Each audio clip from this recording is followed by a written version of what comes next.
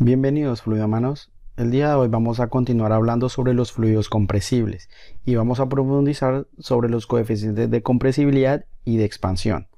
Quiero recordarles que durante todo el curso vamos a hablar sobre qué efectos tienen las propiedades de los fluidos y que en este caso vamos a hablar de la masa, el volumen y la densidad. También quiero recordarles que a partir del anterior video fue que surgió la pregunta de cómo se estudian los coeficientes de compresibilidad y expansión. Así que si no tienes idea de qué estamos hablando o de cómo llegamos a los coeficientes de compresibilidad y expansión, te sugiero que veas el anterior video. Recordemos que estos cambios se dan o se hablan de los coeficientes de compresibilidad y expansión precisamente cuando hay un cambio de presión o un cambio de la temperatura, y que estos se ven reflejados en el volumen en el cual se está almacenando el fluido. ¿Por qué es importante estudiar los coeficientes de compresibilidad y expansión? Bueno, cuando esos cambios de presión son comunes cuando se están conduciendo fluidos compresibles a partir de tubería, y estos, si no se estudian adecuadamente, el fluido puede hacer que estalle la tubería o que pueda hacer que tenga mayor pérdidas posibles dentro de esta conducción. Dicen uno de los mejores efectos de hecho que se visualiza por un cambio de densidad o porque se está comprimiendo un poco el fluido es el golpe de ariete. En cambio, para los cambios de temperatura se visualizan mejor para los fluidos ambientales. Por ejemplo, cuando se calienta el aire, su densidad cambia y este tiende a subir.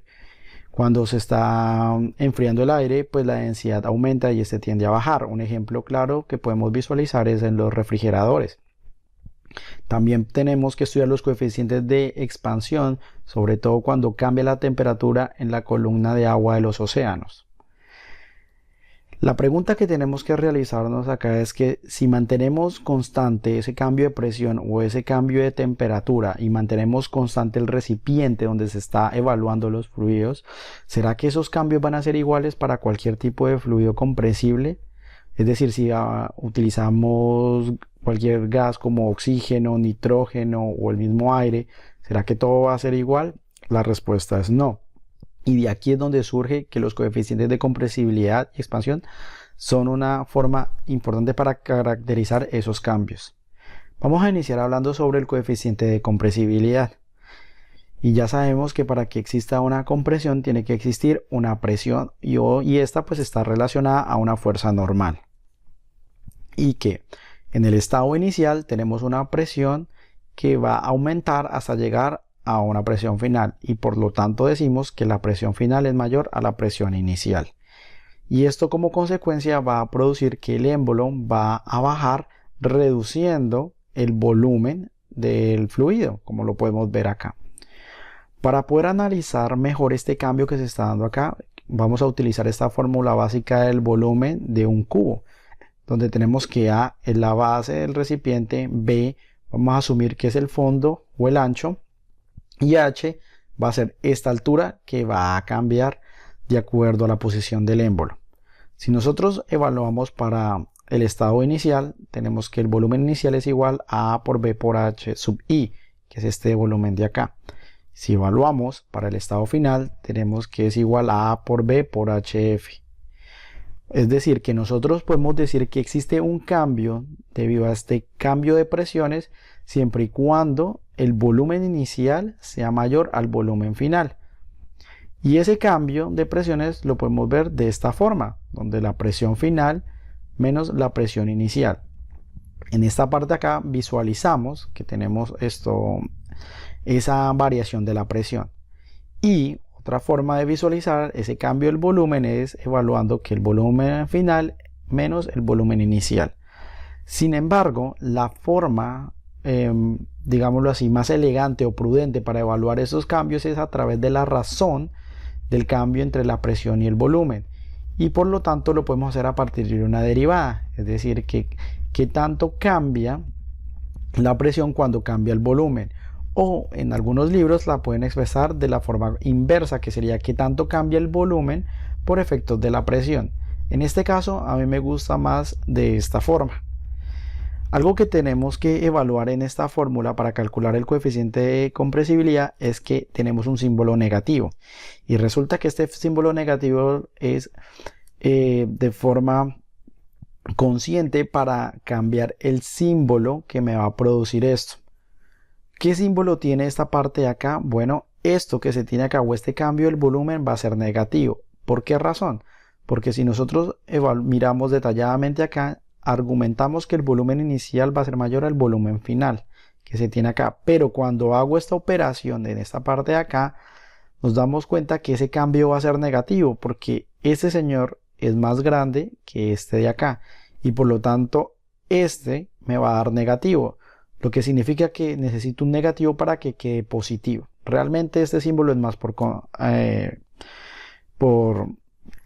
adaptación a que el coeficiente sea positivo. Pero algo interesante acá es que están dividiendo por el volumen, que vendría siendo este volumen inicial. Y yo lo llamo a esto como una dimensionalización de este término de acá. Pero realmente la forma física o la interpretación que le podemos dar es que queremos evaluar qué tanto ha cambiado desde el volumen inicial. O sea, ese cambio que se está dando acá, qué tan grande es o qué tanto en porcentaje está haciendo, se está manifestando en esta parte de acá. Ahora, algo interesante sobre esta fórmula es que no solamente podemos calcular el coeficiente de compresibilidad de esta manera, sino que también podemos hacerlo a partir de esta otra fórmula. Y si ustedes comparan, tenemos en la parte de arriba, en esta parte de acá tenemos que es la derivada de la presión, mientras que en la parte de abajo tenemos un cambio de volumen o un cambio de densidad. La pregunta que tenemos que realizarnos ahora es, ¿será que estas dos fórmulas son iguales o será que esto cambia? ¿Será que podremos argumentar que el volumen y es igual a la densidad? Bueno, vamos a mirar cómo podemos demostrar que el cambio del volumen sobre el volumen es igual al cambio de la densidad sobre la densidad. Y esto que vas a ver a continuación no aparece muy seguido en libros realmente. Y hay que deducirla por cuenta propia. Para hacer esa deducción vamos a empezar con esta definición. Ustedes ya saben que la masa es igual a la densidad por el volumen, o como mucha otra gente le gusta decir, que es densidad igual a masa sobre volumen. Como ustedes ya saben, en el proceso que estamos hablando existe un cambio del volumen.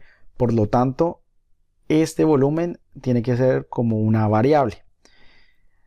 La masa en este caso es totalmente constante porque el recipiente que estamos manejando no tiene ni entradas ni salidas del fluido, no hay escapes, no hay alimentación, por lo tanto la masa se tiene que conservar totalmente.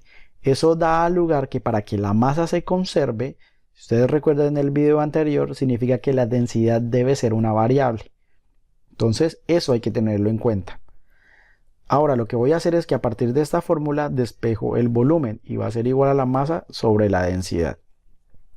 El siguiente paso es que no tenemos que reemplazar este término acá, no tenemos que, porque pues son exactamente los mismos esta parte de aquí. Pero lo que vamos a evaluar es cómo este señor es igual a este. Y por lo tanto lo primero que hacemos es reemplazar el volumen acá por esta parte de acá. Y aquí encontramos que la derivada de la masa sobre el volumen sobre la masa sobre la densidad. Cuando nosotros, como ya manifestamos que la masa es totalmente constante, podemos sacarlo fuera de la densidad. Por eso lo pongo en esta parte de acá. Lo que voy a hacer ahora es cancelar estas dos masas y me queda esta ecuación de esta forma. Ahora, vamos a desarrollar la derivada de esta manera que tenemos acá. Y ustedes saben que esta es la derivada de un cociente. Por lo tanto, vamos a tener este resultado. Como ustedes ya saben, sería el de abajo, que sería constante, o la variable por la derivada del de arriba, que en este caso es una constante, menos la constante por la derivada de la densidad sobre la densidad al cuadrado. Realizando la matemática de esto, es decir, este por este y este por este, me va a quedar el término de esta forma y me permite cancelar la densidad que se encuentra en la parte de arriba, para que me quede la expresión de esta forma.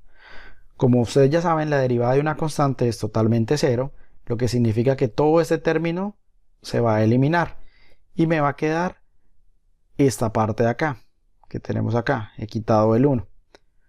Ahora, si yo cojo y reemplazo este señor y lo reemplazo acá, porque recordemos que desde el inicio dijimos que esto, todo este procedimiento me da esto, lo reemplazo acá, vamos a encontrar que este símbolo negativo, por ese símbolo negativo me da positivo y por lo tanto tenemos esto positivo.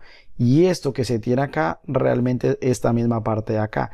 O sea que este proceso matemático lo que nos está diciendo o lo que nos está demostrando es que la densidad sí está variando para calcular el coeficiente de compresibilidad y que la masa se mantiene constante, dándole alusión a la ley de conservación.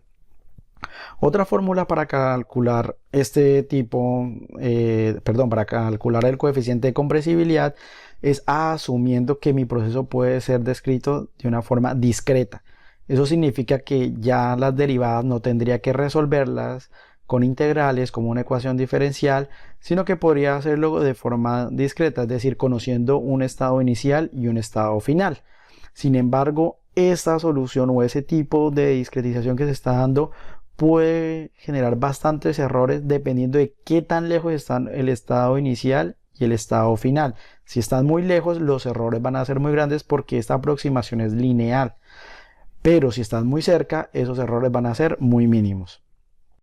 Bueno, ahorita lo que vamos a hacer es hablar sobre los coeficientes de expansión volumétrica.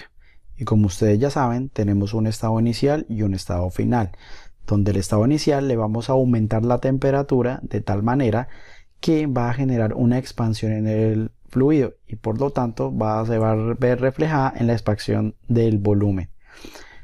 Esa expansión la podemos cuantificar claramente cuando hay un desplazamiento del émbolo. Entonces, tenemos este delta H que se está generando acá.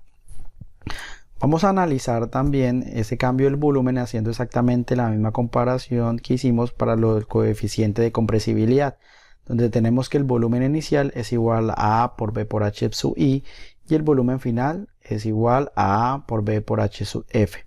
Si nosotros comparamos el volumen inicial y el volumen final y tenemos que el volumen inicial es menor al volumen final, podemos concluir que sí tenemos un cambio en el volumen, pero que además se está expandiendo. Eso significa que la temperatura está influenciando al fluido para producir esa expansión.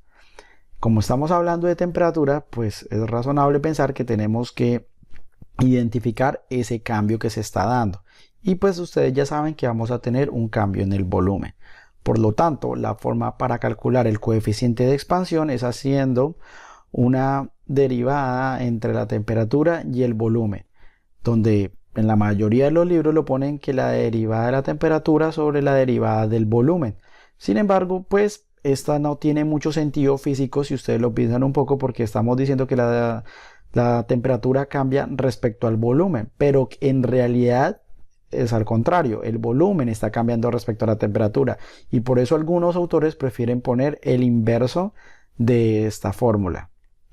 Ustedes también ya saben acá que tenemos una parte adimensional que es una evaluación del porcentaje y también ustedes ya saben por qué está este símbolo, también ya conocen exactamente la operación que hicimos del coeficiente de compresibilidad, de cómo esta parte acá equivale a esto acá y eso lo que hace es reafirmarnos que existe una conservación de masa, la densidad es variable al igual que el volumen.